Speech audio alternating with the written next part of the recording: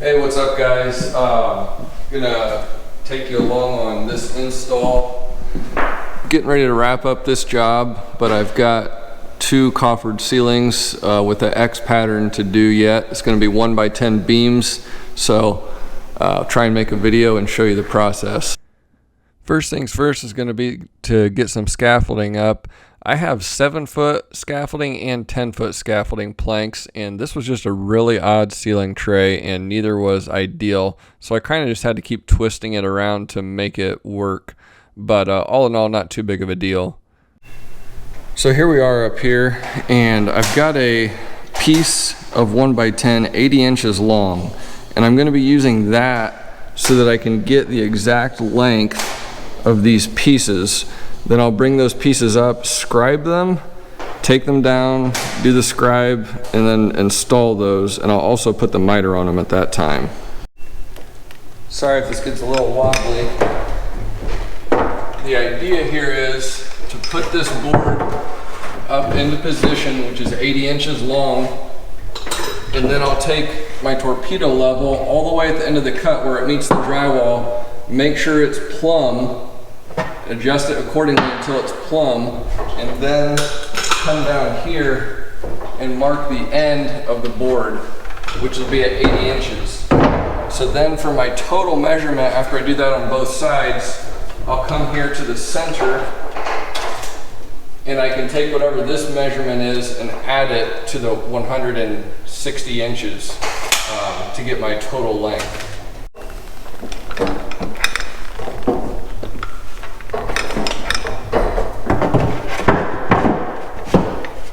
You can see whenever I'm putting this up here, it's really easy to get this out of plumb, which might affect your measurement either shorter or longer. So you want to stick it into the corner nice and hard, get out your torpedo level, and get it plumb, and then mark.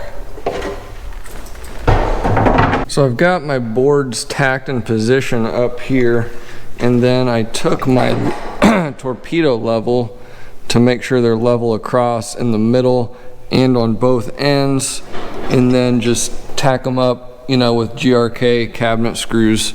Now the tricky thing, so another point, my gaps on the top, there's no butt joints up here. I've got about a 1/16 max. I'm just gonna caulk this. You can hate me if you want to, but from 18 feet down, maybe even a little more than that, there's going to be zero discernible difference, and it's going to be a lot more labor to scribe all these. So it's paint grade, I can get by without it, so that's what I'm going to do. So now I'm trying to figure out how I want to do this bottom piece. I've got to obviously rip it, and just trying to figure out how to make these kind of complicated end cuts. I'll probably end up doing a test piece, getting the cuts perfect, and then marking that onto my final piece. Okay, so now this bottom board, I've got it up here at 16 feet long. It's cut long, it's ripped with miters ready to go. Then I've got some scrap pieces here. So this is pretty tricky to get the cuts just perfect on these ends, so you about have to use a template.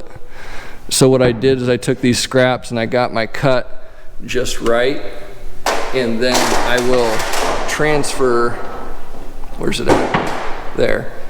I transfer the marks onto there. I'll show you what I do to get the final measurement in a second, but this one I haven't scribed yet to fit.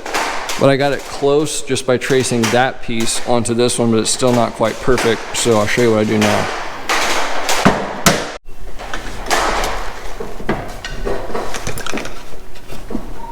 The piece is mitered, so I'm essentially just going to put it into place, get it in nice and tight.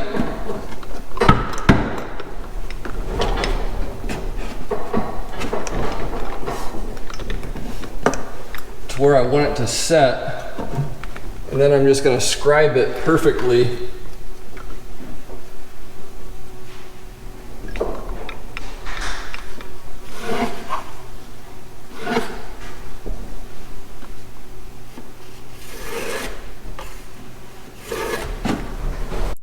Now you're going to see here why I'm a huge fan of the Festool HKC track saw.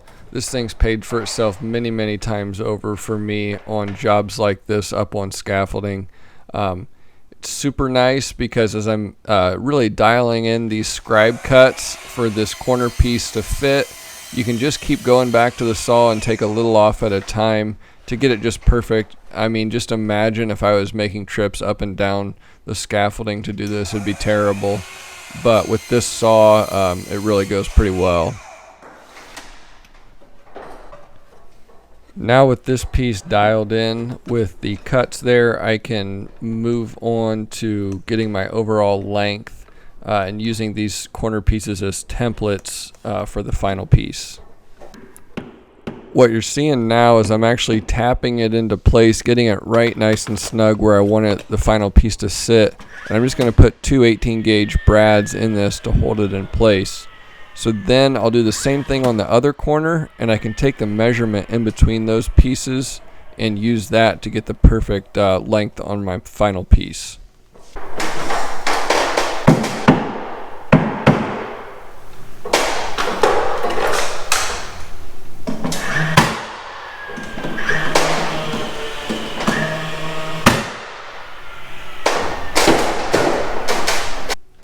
Now I'm taking my trusted laser, which is in my Amazon store or in the notes and the links below, and I'm shooting the laser onto the other template piece.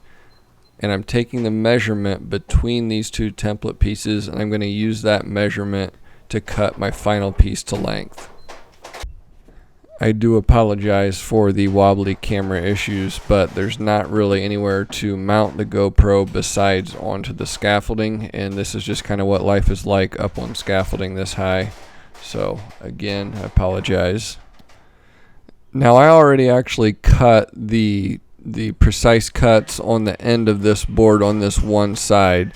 So I'm taking my template piece down, pulling the nails out, and now I'm going to tack it onto the end of the board, lining it up with the cuts I already made, and then I'm going to pull this measurement through the center, put a couple marks on the board, and then I'll tack the other, well actually I'll just line up the other end and trace that template, and then I can make those cuts on the end, and in theory the board should be the perfect length.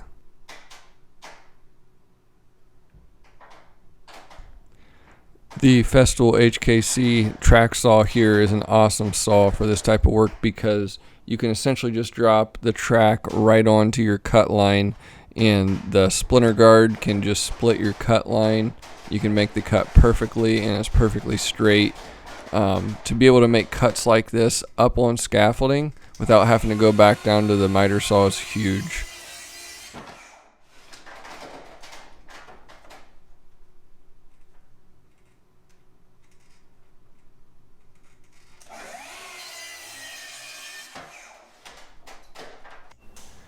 Here's just a quick shot again showing how I used these template pieces and pulled the measurement in between them to get my overall length on this piece.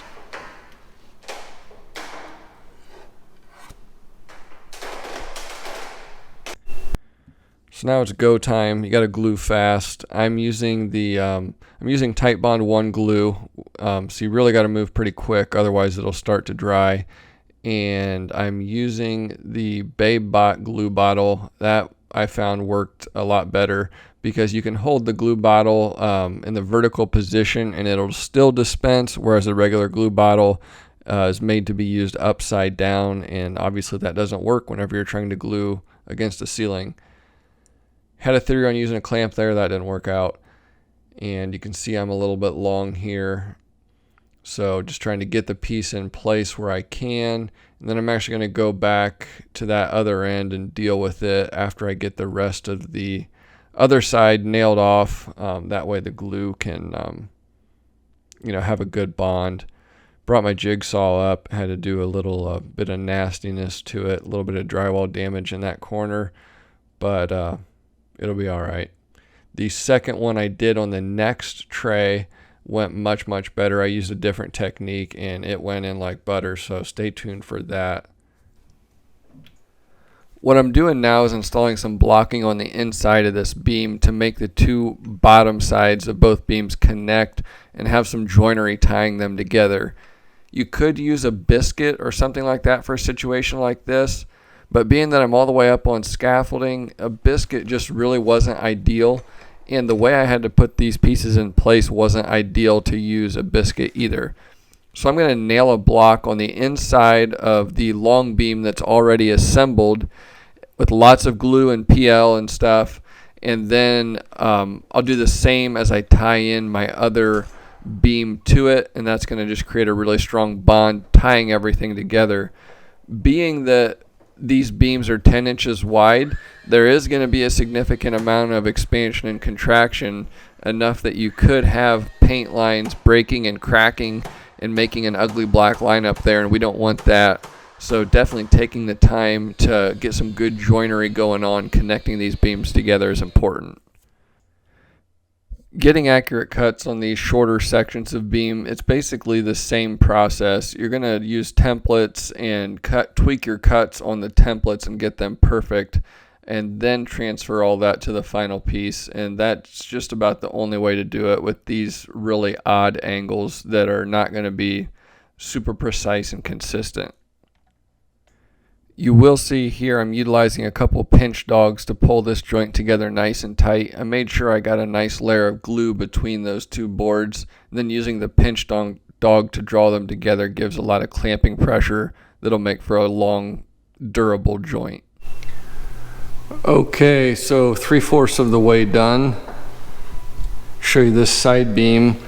So this connection right here, I went with kind of an accented joinery right there to get that perfectly flat and sanded perfectly so you can't see that joint with paint is going to be really tough.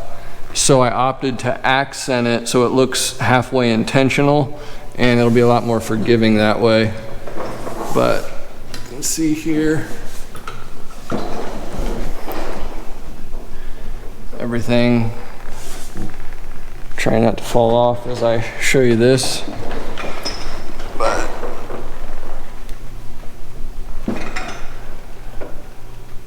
coming together nicely. Okay, so I've got this smaller section of beam in, and I'm getting ready to do this other side. I want to give you a little bit of my thoughts on how to get an accurate measurement for these pieces. As you see, I've still got my 80-inch piece tacked up there. What I do is I'm going to put that up there first, and I'm going to come over to this end over here, and you'll see there's pencil lines up here. These are plumb lines, and that represents where the inside of that board is going to be. And I want to make sure that that is plumb, because it's going to affect the length of my board that I need based on if that's too far in or out. So then I'm going to come over here, and what I did was I just took my square and I marked the top point right there, and then take your torpedo level and plumb that thing down. And it's very important that you're plumbing this down, because you want it to look like this beam is like a continuous beam straight across. And if you get this thing wonky, it's not going to be straight right here. So that's an important thing to keep an eye on. So I know that this board is 80 inches long, so I can just put that in the corner where it needs to be, and then I'll measure top and bottom, and if it's the same, I'll cut it square, and if this top and bottom measurement is not the same, I'll do a compound cut on that, which on this side I actually did have to do a compound cut, because again, I want this thing to be plumb. I don't want it getting all weird, because I need to keep an eye on this and make sure it stays in line straight across.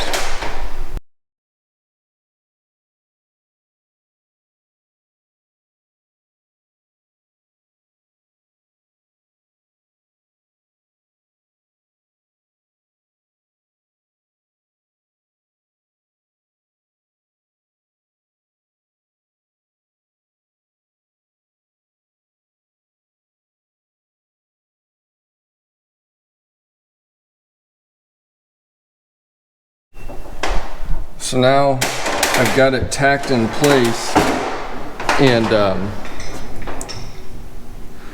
everything is nice and flat across there. And it's again really important to make sure those cuts are plumb, because now whenever I rip this bottom board, if these cuts are perfectly plumb, the width is going to be consistent the whole way across. Here's the inside on this one, and if you look really closely, you can see my pencil line right there. So this cut didn't come out perfectly plumb. It's not bad, but I'm gonna it's more important for this to be plumb so that it goes in line with this other beam than to have this tight right here. So again, this is paint grade. I mean, I've got a 32nd or a 16th right here, not a big deal. So those are just some of my thoughts here. I'm going through this. So the next step after I've got these side beams tacked in place where I want them is to get my measurement for my bottom piece. And if I did everything right, it should be the same width all the way across. Again, because the cuts are plumb, my width is going to match this framing material blocking up here, and it indeed does. So I can rip this now and everything should fit together well. Again, here in this time lapse, you can kind of see the workflow and the process that it takes to get this piece dialed in perfectly. You've got to have templates for both ends of the board, and you just got to keep cutting and tweaking them until it's perfect. So after I've got my template cuts where I want them, then I can hold the board up in place and mark both cuts on my final board, and I'll try and leave it a little bit long and sneak up on that cut, because it's hard to get the exact measurement on this, and if you cut it too short, you're screwed. So once I dry fit it and I see that, hey, this is good, go to town with gluing as fast as I can, and then we'll nail it up in place, and that's pretty much it. Changing subjects a minute while I finish installing this. Appreciate all you guys for the support on following those affiliate links in the notes to the tools. I get kickbacks from Amazon for that, and that helps support the channel.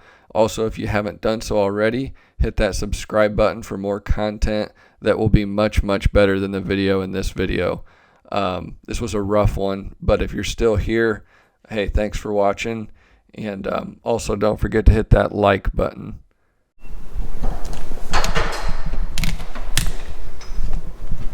All right, so here we are. Everything came together nicely. Again, I chose to sand the edges where these beams meet to actually accent that connection right there versus trying to make it perfect.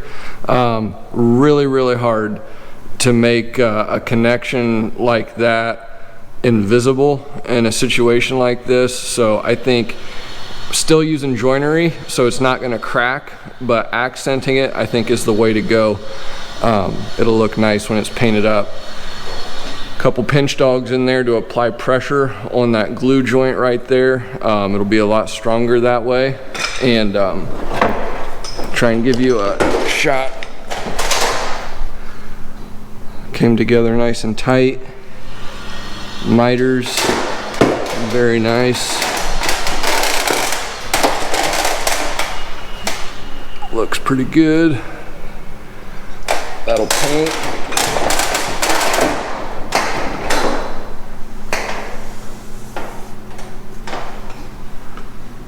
So this one's all done. Ready to move on to number 2. One thing I do want to talk about a little bit before we go on to tray ceiling number 2 is how to get these nice long mitered rips on these long boards. So whenever you need to rip a 45.5 degree cut on a 16-foot long board, a table saw is actually not usually a great option if you don't have a really good infeed and outfeed table to support the board the whole way through.